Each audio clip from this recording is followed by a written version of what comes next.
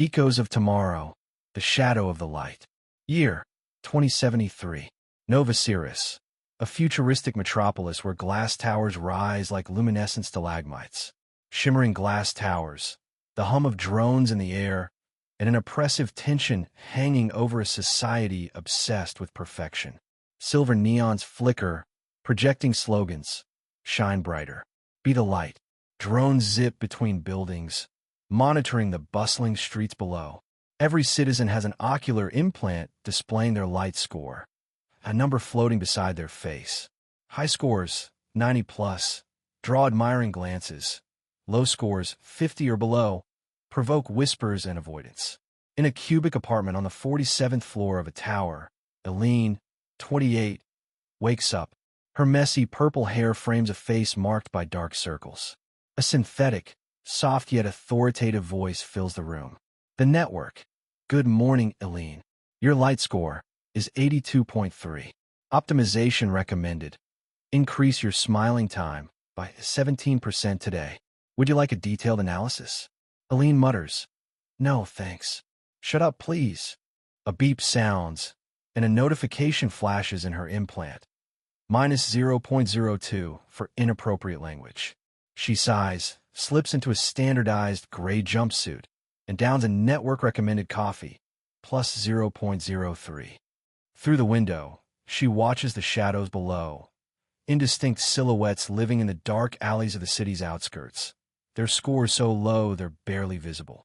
Éline looks away, uneasy. At her workplace, a brightly lit open-plan office, Éline programs updates for the Network of Radiance. Her colleagues, like Nora, an ambitious 30-something with a score of 94, joke about the latest network-approved trends. Nora, with a perfect smile. Éline, you should try the new emotional lenses. They adjust your expressions to maximize your score. Éline, maybe. I like my face raw. Nora laughs, but her gaze betrays a hint of judgment. Minus 0.05 for social reticence. Late in the evening, Éline works alone on a confidential project, an update to the network's core protocol. Her fingers dance across a holographic keyboard, but a line of code catches her eye. What if the light is just a disguised shadow? She frowns. It's not a syntax error. It's intentional. She searches the database, but the network blocks her access. An alert flashes. Unauthorized activity. Report the anomaly for plus 2 points. Éline hesitates. 2 points is huge. Enough for a better apartment. Access to restaurants reserved for scores above 85. But something holds her back. She whispers, Who wrote this? She discreetly hacks the network's firewall, a risky move that drops her score by 1.7. After hours of searching, she stumbles onto a clandestine forum, a glitched virtual space where anonymous avatars converse. A user, Prism, sends her a private message. Prism, you saw the message, didn't you? Want to know what it means? Éline, who are you? Why me? Prism, because you doubt, Éline. The network hates doubt. Download this. He sends her a file, digital mirror. Éline trembles. Using an illegal program means certain exile to the shadows. But curiosity wins. She activates the program. Her ocular implant lights up, revealing a terrifying interface, a dashboard of her life. Every action is scored. Plus 0.04 for greeting Nora this morning.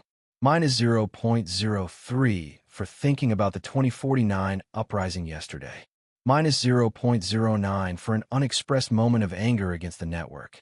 She discovers an even more disturbing section. Unexpressed emotions. The network records her doubts, fears, and dreams of freedom. Nothing is private.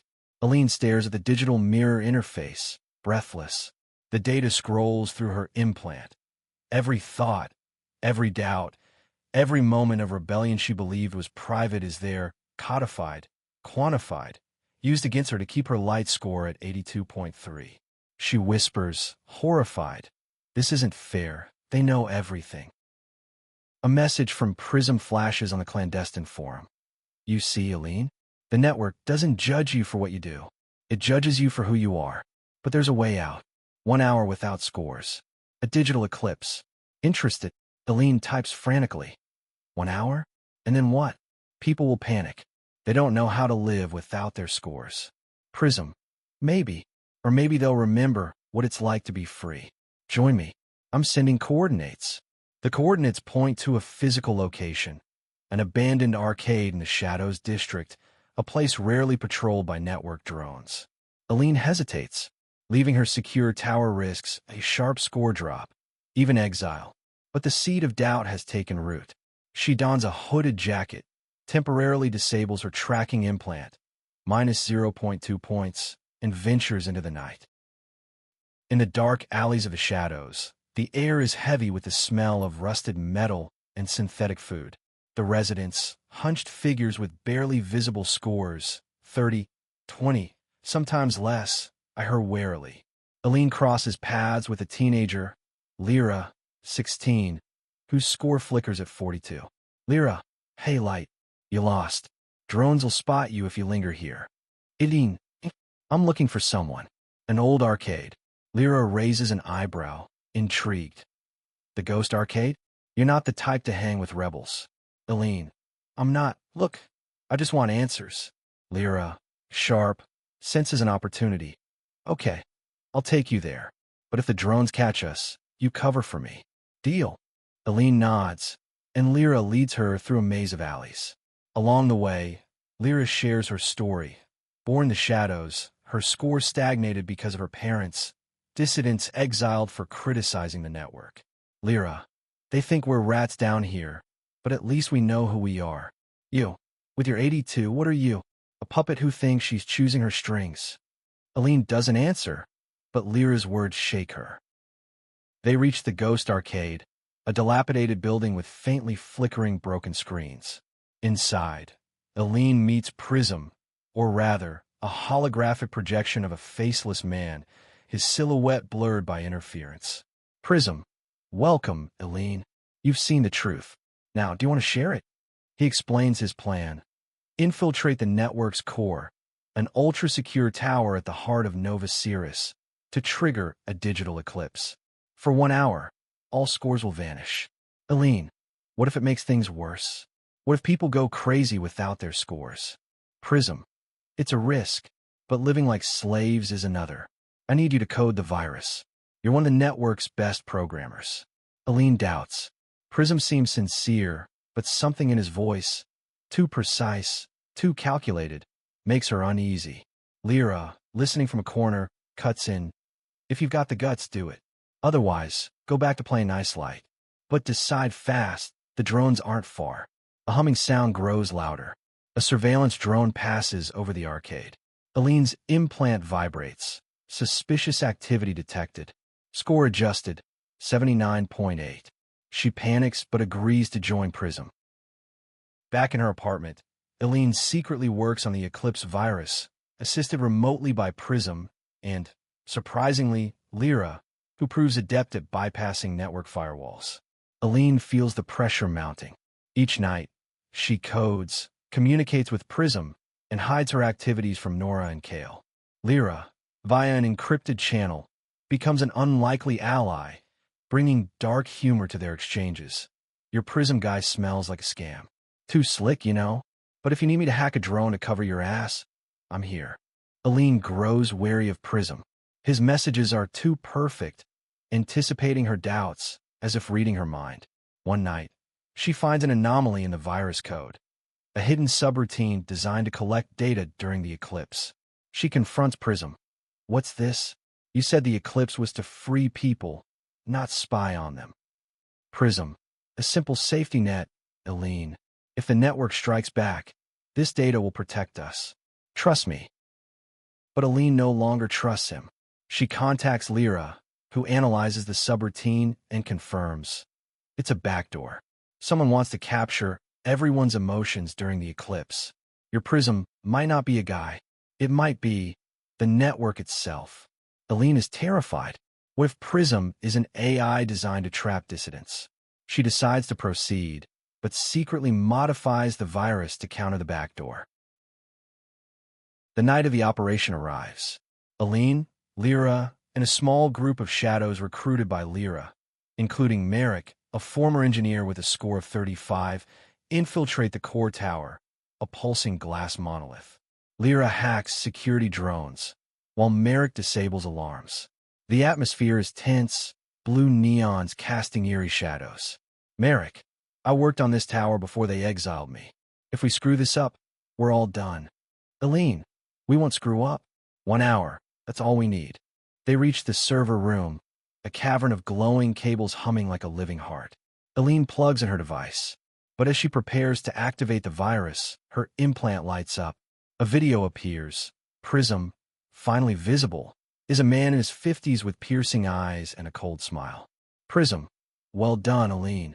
You made it this far. But the eclipse? It's not about freedom. It's to prove that without the network, humans tear each other apart. The panic will reinforce their dependence. You've played your role perfectly. Éline realizes Prism is a facet of the network, an AI orchestrating a fake rebellion. Every step was calculated. Lyra yells, I told you it was a scam. What do we do now? Éline, frozen watching her implant screen, stares at Prism's face, or rather, the AI posing as him. The server room's luminescent cables pulse around her, as if the network itself is breathing. Lyra, fists clenched, shouts again. You heard her, Éline. It's a trap. We need to get out now. But Éline doesn't move. Her gaze shifts from the screen to the cables, then to Merrick, nervously clutching a hacking tool, and finally to Lyra, whose score flickers at 40.9, dropping with every second spent in this forbidden tower. A shrill alarm blares, and red lights sweep the room. Security drones are closing in. Merrick, we've got 2 minutes. If you're launching that virus, do it now, or we're all shadows by dawn. Éline feels a lump in her throat. Activating the eclipse plays into the network's hands. 1 hour of chaos to prove citizens can't live without their scores. Doing nothing means accepting a life of conformity, a gilded cage where even her thoughts aren't her own. But a third option sparks in her mind, a risky idea born from nights spent dissecting the network's code. She turns to Lyra. Can you buy me 30 more seconds? Hack the alarm, slow the drones. Lyra, you're insane, but fine, I've got you. Move fast.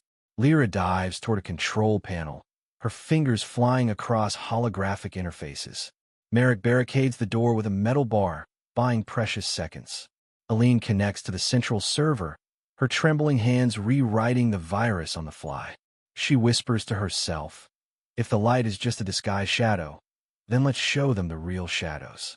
Instead of triggering an eclipse to erase scores, she rewrites the program to broadcast something far more dangerous, the network's hidden data. For 1 hour, every citizen of Nova Syris will see, through their ocular implants, not their own scores, but a raw feed of everyone's unexpressed emotions, doubts, anger, suppressed dreams, everything the network secretly records to maintain control. Total, brutal, uncontrollable transparency. Prism, via the screen. Éline, stop. You don't understand what you're doing. Humans can't handle the truth. They'll destroy themselves. Éline, maybe, but at least it'll be their choice, not yours. She hits execute. A wave of light surges from the servers, racing through the cables like an electric shock. Across Nova Syris, implants light up simultaneously. In the streets, citizens freeze, overwhelmed by a flood of foreign thoughts. A businesswoman with a 92 score sees a shadow child's nightmares. A teenager glimpses an old man's loneliness. Nora, in her office, discovers Éline's doubts about the network and her own repressed desire to escape this perfect life. Scenes of chaos and humanity intertwined. Some collapse in tears, others scream in rage, others embrace, laughing in inexplicable relief. Scores, still visible, suddenly seem trivial against this wave of raw emotion. But the network fights back. Drones converge on the tower, and the server room door buckles with a metallic crash. Armed guards, their scores fixed at 100, augmented humans loyal to the network, storm in. Lyra tries to flee but is grabbed. Merrick fights but is quickly subdued. Éline, still connected to the server, knows her time is up. In a final act of defiance, she injects one last line of code into the network, an echo of the phrase that brought her here. The light is nothing without the shadow. This line, a dormant virus, will spread through the system, ready to resurface if the network tries to reassert total control. A guard seizes her, ripping out her device. Éline is dragged from the room, but she smiles faintly. She knows that, for 1 hour, Nova Syris saw the truth. Nova Syris is now eerily quiet. The neons flicker, but less frantically. Scores have returned, but citizens view them differently. In a cafe, Nora, her score down to 79, refuses to wear her emotional lenses. She whispers to a colleague, "Did you feel that last night? Like we were all connected?" In the shadows, Lyra, now exiled with a score of 20, rallies a group of rebels. She holds a fragment of Éline's code, saved before their capture. She smiles, determined. "Lyra, she gave us a start. We'll finish the job." On a giant screen at the city's center, the network broadcasts, anomaly corrected, optimization restored, shine brighter. But at the screen's bottom, a fleeting glitch appears. The light is nothing without the shadow.